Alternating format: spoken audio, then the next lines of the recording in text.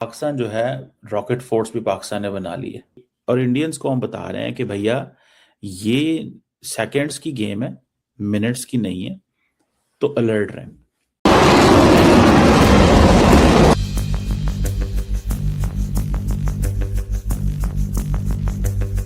ये जो सवाल है कि Indians are going to do this, that is significant question. Learning that India has carried out a successful test firing of the Rudram 2 air-to-ground anti-radiation missile. Indians ये समझते हैं कि हम पाकिस्तान को दबा लेंगे या इस तरह की सिचुएशन कर लेंगे, लेकिन ऐसी चीज जो है वो पाकिस्तान कहता है कि नहीं हो सकती।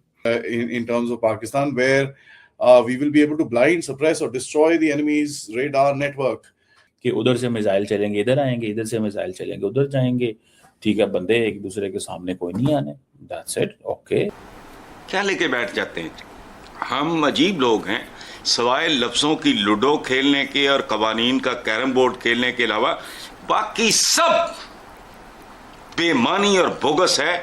चीन और पाकिस्तान की सीमाओं पर तैनात आधुनिक एयर डिफेंस सिस्टम के खिलाफ रुद्रम 2 भारत का सबसे बड़ा तुरूप का इक्का साबित होने वाला है। मेरी राय के अंदर, मेरी दानिस्त के अंदर इसकी बहुत ज्यादा वैल्यू है। लफ्जों की लूडो खेल रहे हैं, ये होना है वो, कुछ कख भी नहीं होना। अत्याधुनिक एंटी रेडिएशन मिसाइल है जो दुश्मन के रडार सिस्टम का काल साबित होगी। इसका मुख्य काम दुश्मन के सर्विलांस रडार ट्रैकिंग सिस्टम और कम्युनिकेशन टावरों से निकलने वाले सिग्नलों को हवा में ही तबाह करना है। इसकी मारक क्षमता 300 से 350 किलोमीटर है। वो कह रहे हैं ये नॉन कॉन्टैक्ट वॉरफेयर है, ठीक है, इसमें इंफॉर्मेशन वॉरफेयर भी है, साइबर भी है, मिसाइल चलेंगे उधर से इधर, ठीक है, जहाज उधर होंगे हमारे इधर होंगे, ये नॉन कॉन्टैक्ट वॉरफेयर है। बट ठीक है यार, कॉन्टैक्ट कौन सा होना है, हमारे कौन सा फौजी मराने हैं इधर, ठीक है, ये हाई रिस्क गेम तो है। रुद्रम 2 की मारक क्षमता लगभग 300 किलोमीटर तक है, यानी भारतीय पायलट दुश्मन की सीमा में घुसे बिना सुरक्षित दूरी से उसके कमांड सेंटर को उड़ा सकते हैं। Right, so Rudram is air-to-ground weapon that is generally used for, radar centers, command and control centers, and also the bunkers on ground. India की तरफ से एक लेजर फेंस की बात आ रही है, AI powered integrated smart border sweet. बहुत बड़ी इन्वेस्टमेंट है, ऐसा दुनिया में कहीं नहीं है इतने बड़े पैमाने पर, 6000 किलोमीटर्स अलोंग साइड, दोनों बांग्लादेश की तरफ भी। और कोई भी इंडियन समझते हैं कि अगर कोई सस्पिशियस एक्टिविटी होती है तो they will be in a position कि वो उसको हाईलाइट कर सकेंगे।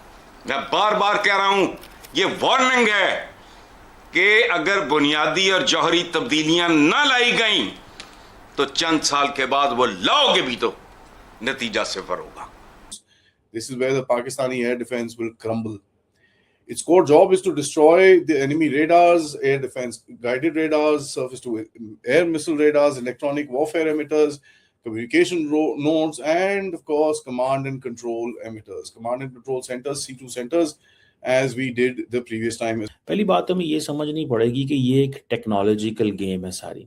ये जो इलेक्ट्रॉनिक वॉल लगाना या मल्टी लेयर्ड ये अपरेटस जिसमें हाई रेजोल्यूशन स्मार्ट कैमरास होंगे, इलेक्ट्रो ऑप्टिक सिस्टम होंगे जिसमें थर्मल इमेजिंग होगी जो कि कैपेबल होगी डिटेक्ट करने में ह्यूमन बॉडी को, रात के अंधेरे में भी वो चीज़ों को देख सकेंगे, धुंध में देख सकेंगे। मतलब अगर कोई भी वेदर कंडीशंस हैं, फिर उसमें आर्टिफिशियल इंटेलिजेंस का है कि जो आर्टिफिशियल इंटेलिजेंस है वो इंसानों, जानवरों, गाड़ियों के बीच में डिस्टिंग्विश कर पाएगी।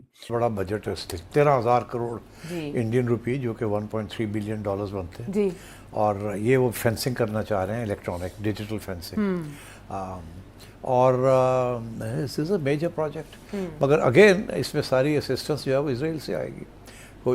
नाम भी वही आयरन डोम कि ये इसीलिए इंडिया के अंदर ऑलरेडी काम शुरू हो गया है कि बॉर्डर जो है उसके इर्द गिर्द जो स्ट्रक्चर्स बने हुए हैं, बिल्डिंग्स बनी हुई हैं, उनको कहते हैं डिमोलिश करें। आई थिंक समहाउ पाकिस्तान जो है ना, वहाँ पे इस चीज़ की कोई नेसेसिटी महसूस नहीं की जाती कि इंडिया के साथ कारोबार होना चाहिए। अगर कई लोगों को गलतफहमी है कि हम बहुत बड़ी पावर हैं, इकोनॉमी है और हम ये कर देंगे और वो कर देंगे, पाकिस्तान के अंदर ऐसी कोई नेसेसिटी महसूस नहीं की जाती। ठीक है, फायदा बहुत ज्यादा होगा, लेकिन इंडिया को पाकिस्तान के साथ आउटस्टैंडिंग अपने इश्यूज जो हैं वो एड्रेस करने होंगे। India can not let it go कि जी हम ये आउटस्टैंडिंग इशू नहीं करेंगे और हम अपने इंटरनली हम जैसे महसूस करेंगे हम वो कर लेंगे। ठीक है जी।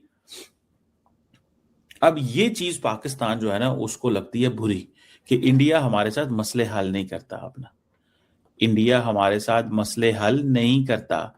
इंडिया ये समझता है कि पायन मैनों की परवाह है, मैं किसी ने की समझना, असी ऐसी दी तैसी पाकिस्तान ते फलान ते टमकान असी इंज कर देंगे वो कर देंगे। ठीक है, अच्छा ये चीज पाकिस्तान तो स्टडी करता है इसको, तो Pakistan will never allow India, ये मैं पाकिस्तान के माइंडसेट की आपको बात बता रहा हूं जो मुझे थोड़ी बहुत समझ है, कि इंडिया यूनिलैटरली चीजें अपनी करे और कहे कि हमें कोई परवाह नहीं है। We do not pay attention to Pakistan का कोई वो हमारी नजर में मुस्तकबिल नहीं है, ये नहीं है वो नहीं है, जो मर्जी करते रहे इंटरनल वो it does not matter to us. So मुझे लगता है कि ये पॉइंट जो है that is of significance and value जरूर मौजूद है। ठीक है, कि भाई हमें ये इस चीज को जरूर स्टडी करें। ठीक है, अगर आपने इस चीज को स्टडी ना किया तो आपके लिए मसले पैदा होंगे। ये Pakistan keeps telling the Indian side कि ये इसको इग्नोर ना करें। जिसे कहते हैं ना, क्योंकि पाकिस्तान का नेशनल इंटरेस्ट बड़ा क्लियर है। हमारा नेशनल इंटरेस्ट जो है वो है कि हमने हर कीमत के ऊपर अपने आउटस्टैंडिंग इश्यूज इंडिया से हल करने हैं, और अगर वो नहीं करेंगे तो फिर तब तक चीजें ठीक नहीं होंगी। और इस चीज को इंडियन मिलिट्री को तो पता ही पता है, लेकिन इस चीज को इंडियन पॉलिटिकल क्लास भी इस्तेमाल करती है। नए मिलिट्री हार्डवेयर खरीदें, पाकिस्तान को इकोनॉमिकली चोक करें, ग्लोबल, ये पॉलिसी है इंडिया की। जैसे IMF में जाके कहते हैं कि पाकिस्तान को पैसे ना दें। जिस दिन पाकिस्तान ने रात को इंडिया पे हमला किया था, इंडिया ने हमला किया, फिर पाकिस्तान ने अगेन जवाब दिया। उस दिन पाकिस्तान को उन्होंने कहा था कि ठीक है आपको IMF प्रोग्राम उस रात मिला था। तो उसी रात इंडियन मीडिया ने कहना शुरू कर दिया था IMF टेररिस्ट ऑर्गेनाइजेशन है। I remember that. इंडिया, क्योंकि हम देखते थे सारे time Indian media, Indian analyst और लोग सारे जो बात कर रहे थे, तो उन्होंने कहा जी कि पाकिस्तान एक टेररिस्ट कंट्री है, टेररिस्ट नेशन है। पाकिस्तान जो है वो एक वो चीज है। सो लेट्स सी इस पे क्या what they draw out of all that, क्या चीज जो है वो एक्सप्लेन करते हैं या किस अंदाज से उसको लेके चलते हैं। लेकिन मैं आपको एक चीज बड़ी क्लियरली से बता सकता हूँ, और वो ये है कि किसी न किसी तरह से सिचुएशन जो है वो चेंज होने वाली है, और वो इस तरह चेंज होगी कि it won't be the way it is. It's going to be एक प्रॉब्लमैटिक सिनेरियो होगा।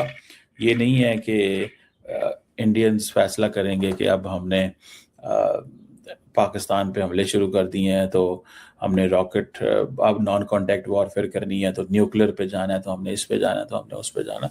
That's not going to happen. नमस्कार दोस्तों, स्वागत है आपका भारत नाउ में।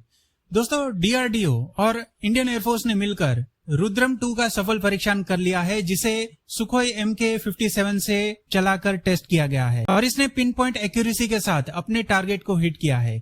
बेसिकली ये एंटी रेडिएशन मिसाइल है जो कि 300-350 किलोमीटर दूर से ही टारगेट के ऊपर अटैक करके उसे टोटली डिस्ट्रॉय कर सकती है।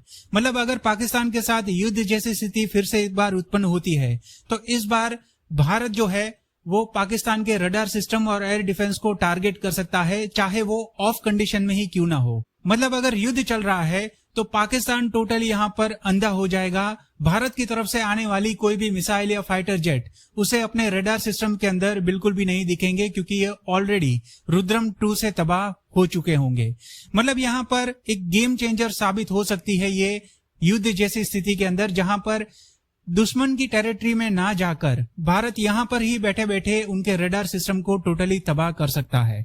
और ऐसी कोई भी टेक्नोलॉजी पाकिस्तान के पास मौजूद नहीं है जो कि इस मिसाइल को रोक सके। और इस मिसाइल को इस तरह से टेस्ट किया गया है कि वर्स्ट कंडीशन के अंदर भी ये पिन पॉइंट एक्यूरेसी के साथ अपने टारगेट को जाकर हिट करे। अब डीआरडीओ की सबसे पहले प्रायोरिटी ये रहेगी कि इसे जल्द से जल्द मैन्युफैक्चरिंग करके इंडियन एयरफोर्स को सौंप दिया जाए ताकि भारत की जो एयरफोर्स है उसे और भी ज्यादा मजबूती मिल जाए।